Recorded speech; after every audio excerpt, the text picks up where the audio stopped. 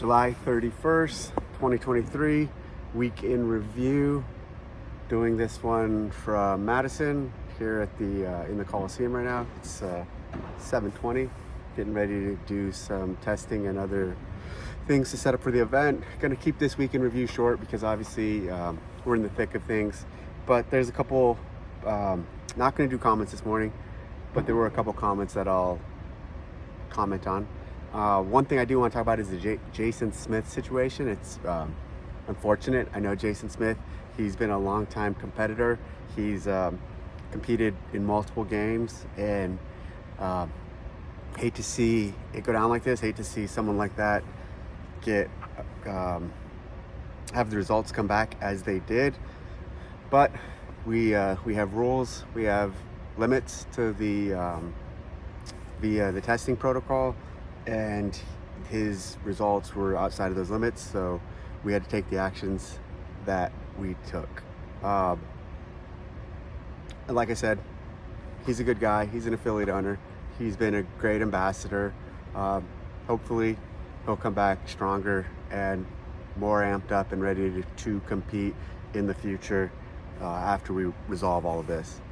Someone asked in the comments, I was skimming through the comments this morning, and someone asked about the Sevan doc. So Sevan's not doing necessarily a documentary. We're giving him access. We are giving Sevan access, the Buttery Bros access, and Craig Ritchey a little additional access above and beyond what media personnel typically get. And they are not, Sevan is not working for us. The Buttery Bros are not working for us. Craig Ritchey is not working for us. They are filming their own content with a little additional access for their own channels. And Sevan's behind the scenes that he's doing is independent of us. So again, we're giving him some permission. We're giving some access to engage because he's really good at that, and because the athletes really like the questions he asks them. So he will be doing that. He will be filming that, and it will not be it's not like it's a CrossFit thing.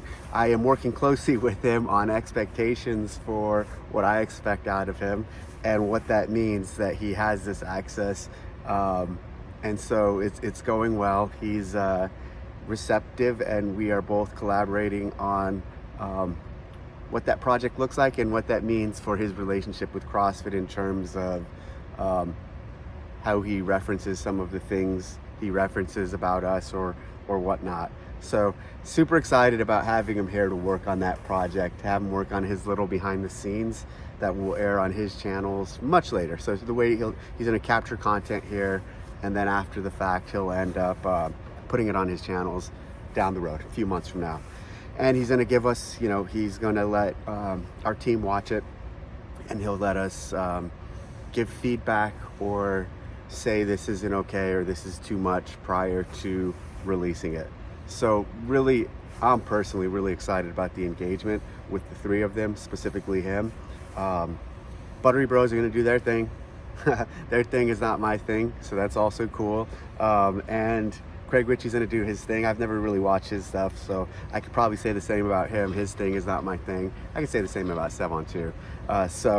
But they're all really good people, so they're all going to have a little additional access to create content for their channels that's independent of us, but working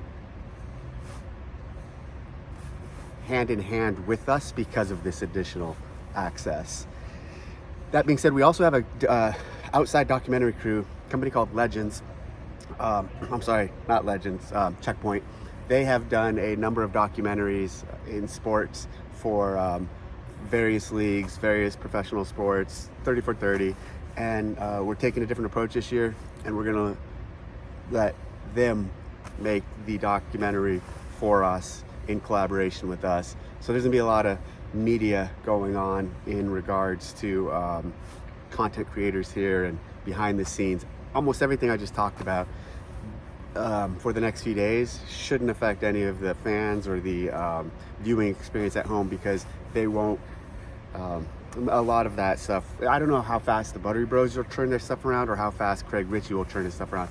And obviously our CrossFit Games media team and our CrossFit media team will be pumping out daily content on the story. So all of these things are separate from it. And the other thing, what else did I want to talk about? So the Jason Smith, those guys.